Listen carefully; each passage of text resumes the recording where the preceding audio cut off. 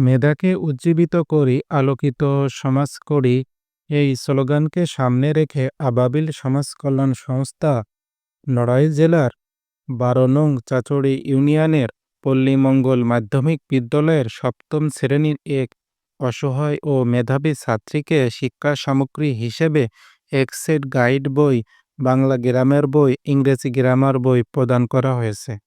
হিসাব সংযুক্তি উত্তোলন ২,১০০ টাকা, খরচ ২,১০০ টাকা। এই ছোট্ট সহায়তা হয়তো একটি বড় স্বপ্ন পূরণে সহায়ক হবে। শিশুদের শিক্ষার পথ যাতে কোনোভাবেই রুদ্ধ না হয় সেই লক্ষ্যে আমরা প্রতিশ্রুতিবদ্ধ।